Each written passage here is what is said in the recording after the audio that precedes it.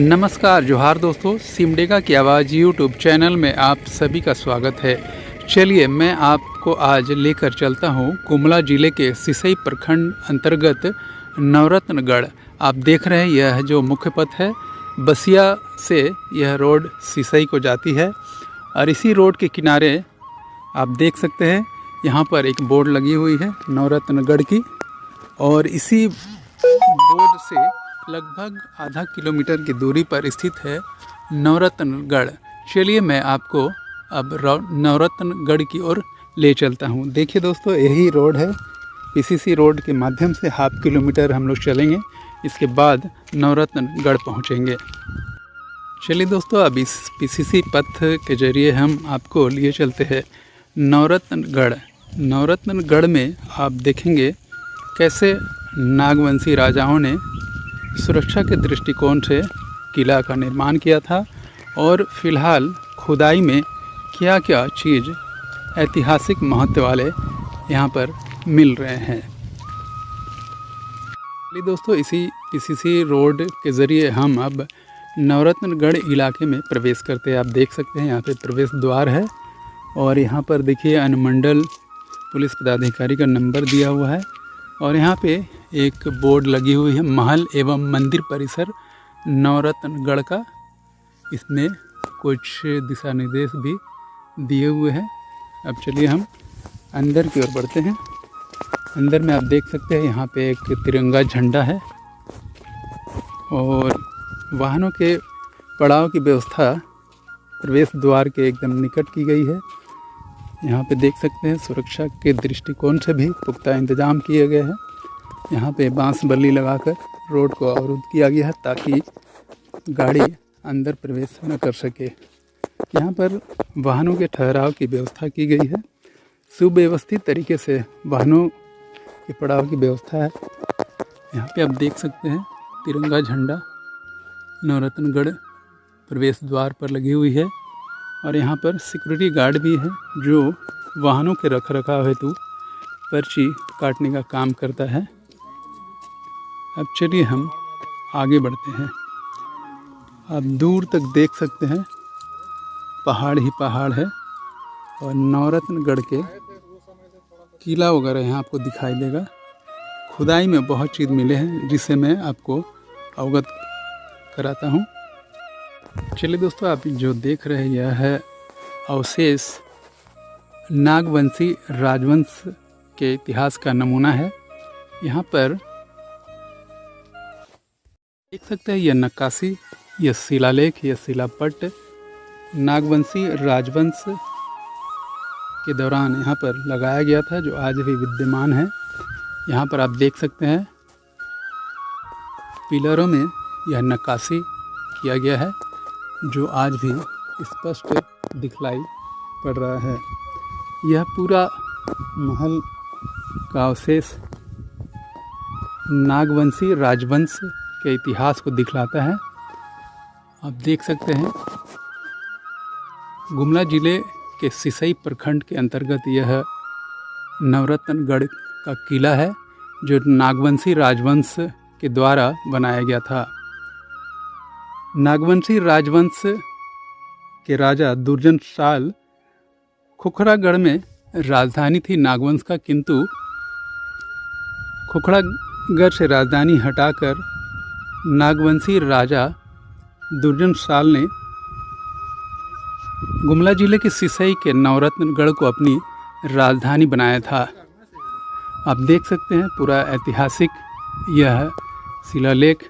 यहाँ पर आप देखिए कैसे नक्काशी की गई है। आज भी यह नक्काशी आपको हूबहू देखने को मिलेगी। बेहतरीन नक्काशी। हाल के दिनों में मिट्टी से यह भरता हुआ, किंतु सरकार और गुमला जिला प्रशासन के साथ ही पुरातात्विक विभाग ने इसे अपने संरक्षण में लिया है। दूर तक जहाँ तक आपकी नज़रें जाएंगी वहाँ पर आपको नवरत्नगढ़, जो 27 एकड़ क्षेत्रफल में फैला हुआ है, यहाँ पे आपको एक से एक महल नागवंशी राजवंश का मिल जाएगा। इसके संरक्षण के लिए सरकार ने पुरातात्विक विभाग को जिम्मेवारी सौंपी है। आप देख सकते हैं अत्यंत ही आकर्षक, भव्य और विशाल किला नागवंशी राजवंश का पुरातात्विक विभाग के द्वारा इसे कुछ हद तक संरक्षित किया जा रहा है। आप यह जो नक्काशी है यह नागवंशी राजवंश का है। चलिए मैं आपको अंदर लिए चलता हूँ। आप देख सकते हैं यहाँ पर अंदर में प्रवेश करने के बाद यहाँ पे बहुत ही ठंडक महसूस हो रही है। अभी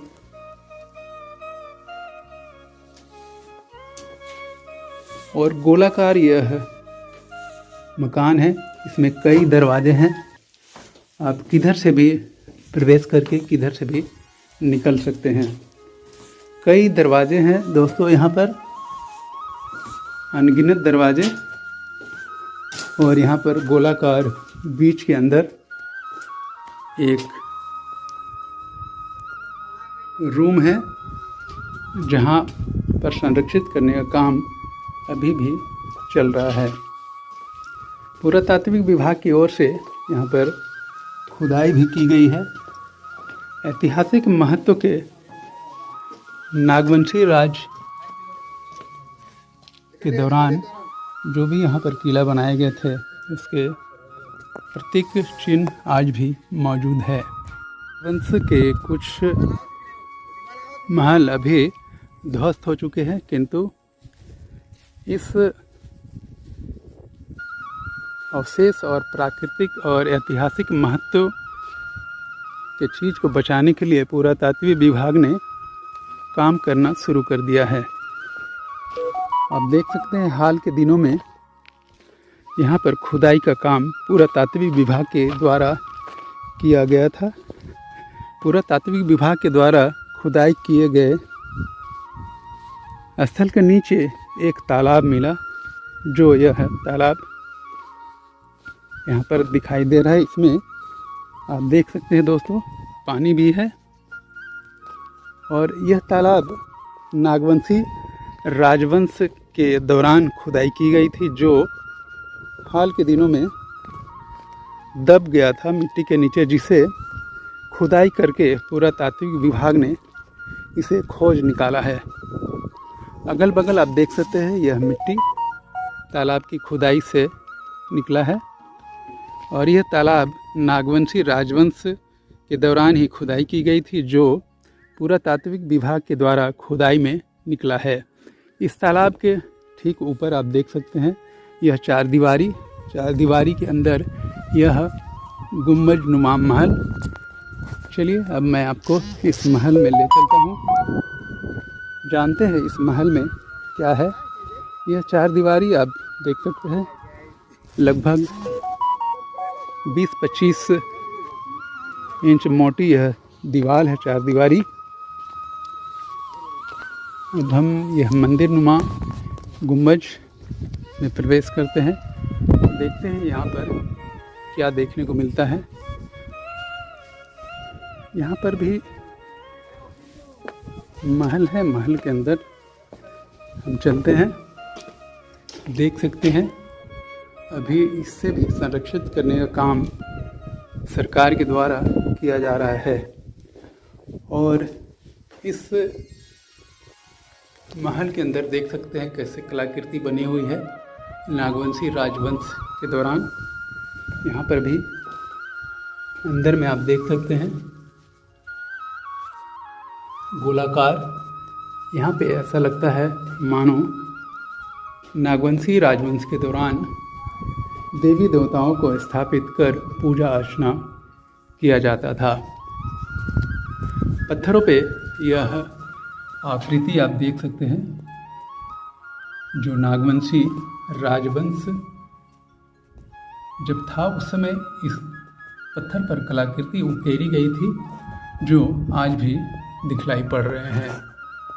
इस मंदिर के ठीक सामने एक महल है जो फिलहाल जीर्ण शीर्ण अवस्था में है। चलिए हम लोग इस महल को भी देखते हैं। चारों ओर चारदीवारी जो ध्वस्त हो चुकी है। अब इसके अंदर प्रवेश करते हैं। यहाँ पर भी आपको देखने को मिलेंगे। यहाँ पे भी पुराने ज़माने में जो ताखा हुआ करता था, जहाँ पे रोशनी की व्यवस्था की जाती थी, वो आपको दिखलाई पड़ेगा। यह महल हुआ करता था जो आज पूरी तरह से जीर्ण शीर्ण अवस्था में है। और दोस्तों ये देख सकते हैं, यह भी महल हुआ करता था जो मिट्टी के नीचे दबा हुआ है। इसको देखने से ऐसा लगता है कि इसकी दीवारें मिट्टी के अंदर खुदाई करने से और निकलेगी। यहाँ पर भी आप देख सकते हैं, जैसे मंदिर में नक्काशी की हुई थी पत्थर पे, उसी तरह का नक्काशी यहाँ पर भी है, इधर भी है। और हाथी के सूंड नुमा यह प्रवेश द्वार है, जिसकी खुदाई करने से दीवार और नीचे मिल सकती है। साथ ही महल के भी और नीचे होने की संभावना जताई जा रही है। यह नागवंशी राजवंश का इतिहास है, जो आप कैमरे के माध्यम से नंगी आँखों से देख सकते हैं। नागवंशी राजवंश के दौरान विज्ञान कितना उन्नत था और कैसे राजा अपनी सुरक्षा को लेकर महल का निर्माण कराते थे, आप देख सकते हैं।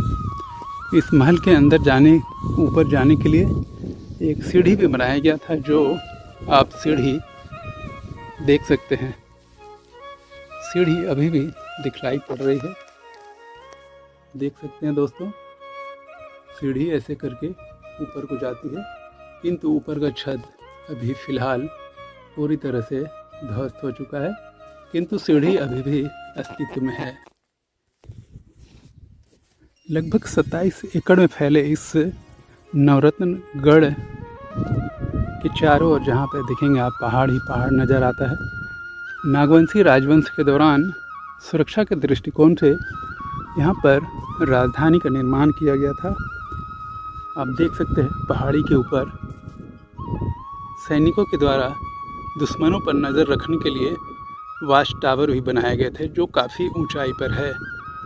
इसी टावर से दुश्मनों पर नज़र भी रखी जाती थी।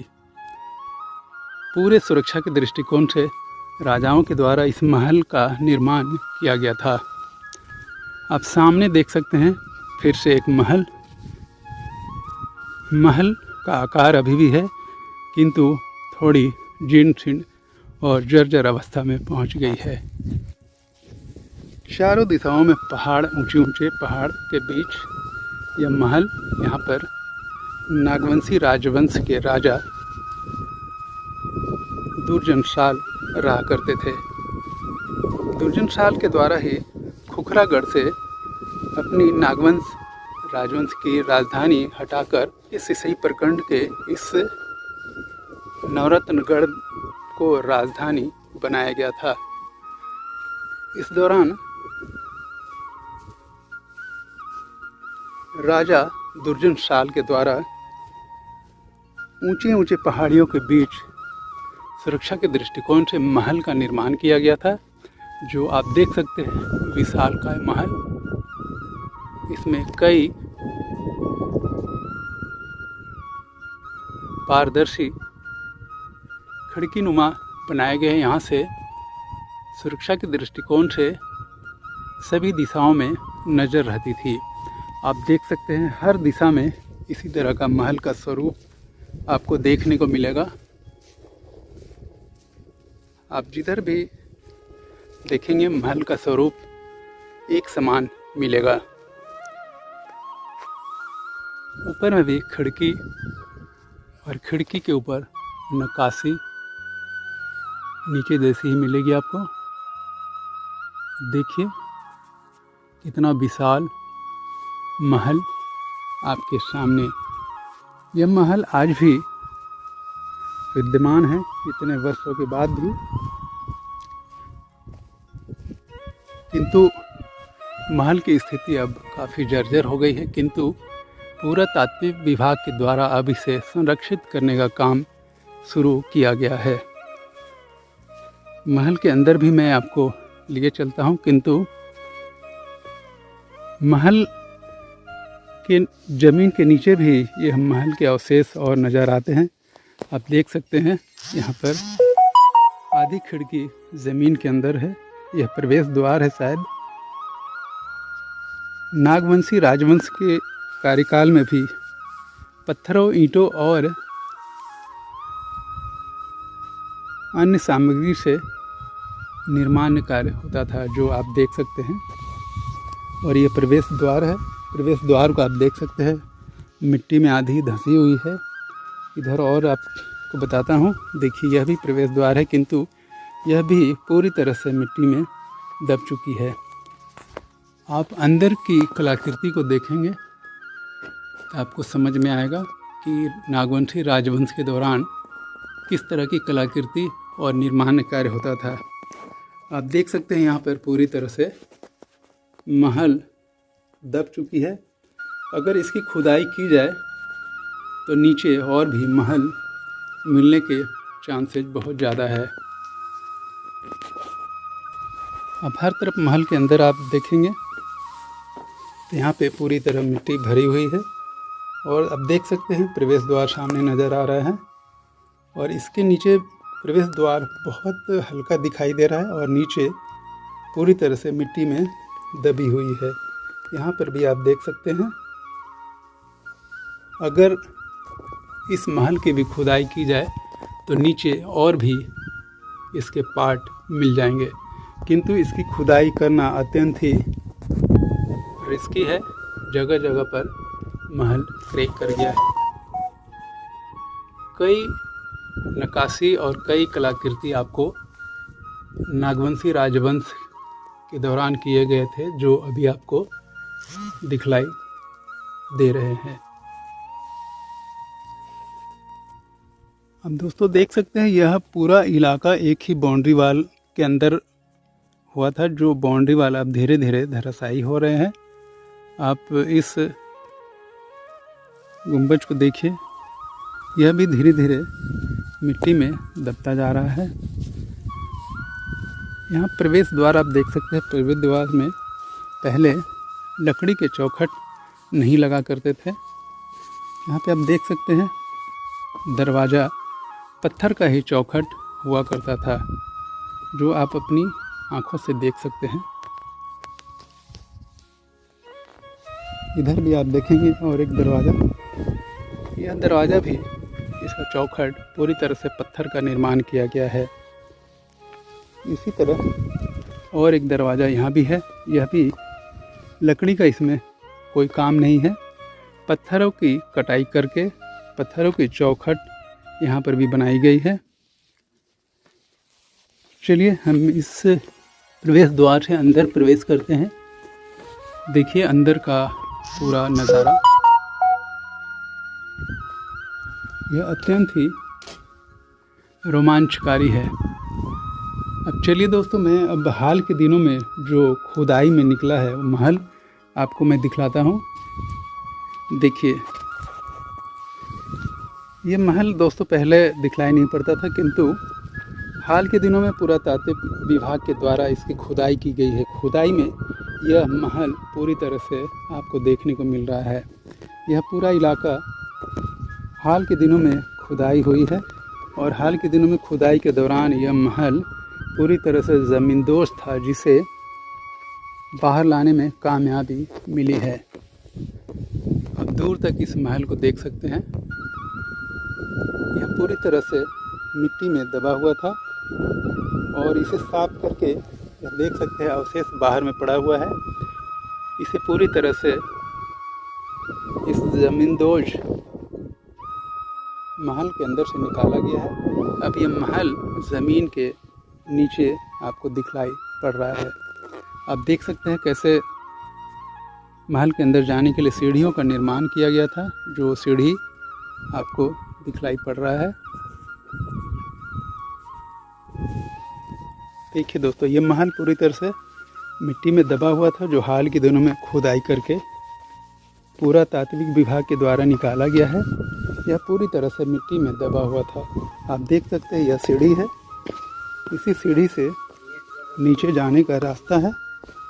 अब हम आपको ज़मींदोज़ महल की कहानी बताते हैं। यह पूरी तरह से महल जो मिट्टी में दबा हुआ था, आप देख सकते हैं। नागवंशी राजवंश के दौरान बनी हुई ईंट की दीवार, पत्थरों से और मिट्टी से यह पूरी तरह से तैयार किया गया था। अब इसके अंदर प्रवेश करते हैं हम लोग। जो मिट्टी के अंदर दबी हुई थी कलाकृति आप देख के दोस्तों दंग रह जाएंगे। नागवंशी राजवंश के इतिहास की यह कलाकृति है जो यह बताती है कि इतिहास में भी विज्ञान कितना उन्नत था। यह प्रवेश मुख्य द्वार है। इस द्वार से हम प्रवेश करते हैं। फिर आगे भी एक प्रवेश द्वार है, फिर इधर भी एक प्रवेश द्वार है और इसी प्रवेश द्वार के अंदर कई यहाँ पे बड़ा सा हॉल है और इस हॉल में आने के लिए भी कई दरवाजे हैं। आप देख सकते हैं कई दरवाजे हैं यहाँ पर। यह बड़ा सा हॉल है। हॉल के अंदर दीवारों में भी कलाकृति है। फिर एक मोटी प्रवेश द्वार है। इसके बाद एक रूम यहाँ पर है। आप देख सकते हैं कैसे रोशनी की व्यवस्था करने के लिए यहाँ पर भी, जिसको हम लोग ठेठ भाषा में ताखा बोलते हैं, उसका निर्माण किया गया है। यह देख सकते हैं ऊपर में पूरी तरह से मिट्टी भरी हुई थी, जिसको खुदाई करने के बाद यह महल ज़मीन के नीचे से अब दिखलाई पड़ने लगा है। आप नीचे का पक्का फर्श देख सकते हैं, अभी भी पूरी तरह से फ्रेश है। इतने सालों के बाद यह फर्श अब भी पूरी तरह से फ्रेश दिखलाई पड़ रहा है। यहाँ पर भी इतना बड़ा तहखाना, उसके बाद रोशनी की व्यवस्था की भी उत्तम व्यवस्था की गई है। यहाँ से एक और निकलते हैं हम लोग। यहाँ पर भी आप देख सकते हैं बड़ा सा, यहाँ पे शायद यह मीटिंग हॉल हुआ करता था। यहाँ से लेकर आप देख सकते हैं इधर बड़ा सा यह मीटिंग हॉल। इसमें 2-3 दरवाजे हैं जो यहाँ पर आते थे। आप देख सकते हैं यह दरवाज़ा, यहाँ पूरी मिट्टी भरी हुई थी, किंतु खुदाई के बाद यह पूरी तरह से निकल चुका है। और आप देख सकते हैं फर्श पूरी तरह से अच्छी है यहाँ पर। चलिए अब इसके बाहर हम लोग निकलते हैं इस दरवाजे से और देख सकते हैं खुदाई के बाद कैसे यह निकली है। फिर से हम इसी सीढ़ी से ऊपर निकलते हैं। ये पुरातात्विक विभाग का यह कारनामा जो आकर्षण का केंद्र बना हुआ है। दूर तक आप देख सकते हैं, दूर तक नागवंशी राजवंश का इतिहास आपको देखने को मिल रहा है। 27 एकड़ में यह पूरा नवरत्नगढ़ फैला हुआ है, जिसे अब सरकार के द्वारा संरक्षित करने का काम किया जा रहा है।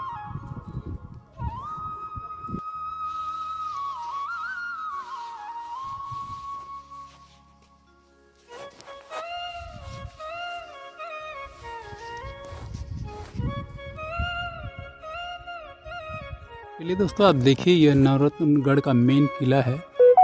किले के सबसे ऊपरी हिस्से में आप देख सकते हैं एक पोर्टिको नुमा निर्माण किया गया था, जहां पर राजा और रानी पहले यहां पे निकला कर रहते थे। लेकिन पोर्टिको अब पूरी तरह से ध्वस्त हो गया है, किंतु उसके आकृति दिखलाई पड़ रहा है। दोस्तों, यह जो खुदाई में जो निकला है यह महल, यह गुप्त कक्ष था राजाओं का। राजा और उनके सभासद यहीं पर किसी प्रकार की कोई भी निर्णय लेने के लिए इसी गुप्त कक्ष में आया करते थे, जो अब पुरातात्विक विभाग के द्वारा खुदाई करके मिट्टी के तह से निकाला गया है। जोहार दोस्तों, सिमडेगा की आवाज़ यूट्यूब चैनल में आप सभी का स्वागत है।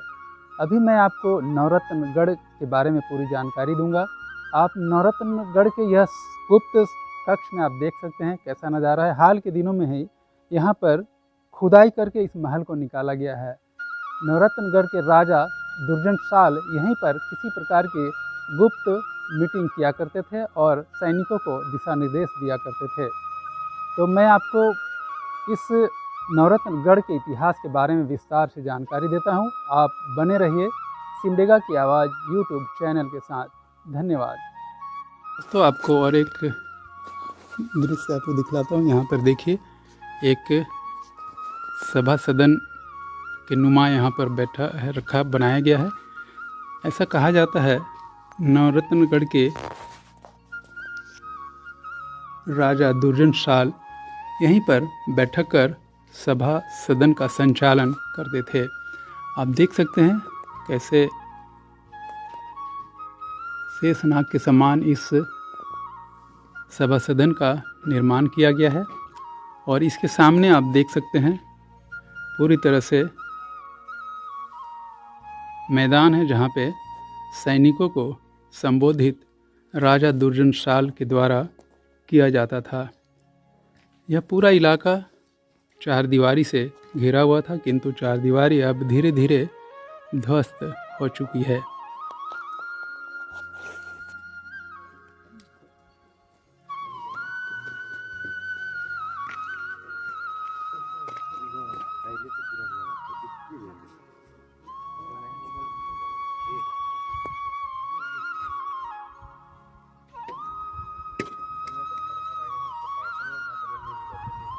चलिए दोस्तों, मैं और एक जानकारी आपको दे दूं। हाल के दिनों में पुरातात्विक विभाग के द्वारा खुदाई के दौरान यह तालाब निकला है जो पानी से लबालब भरा हुआ है। और एक जानकारी, इसी तालाब के नीचे एक जल महल भी है, किंतु सुरक्षा कारणों से और खुदाई नहीं की गई है।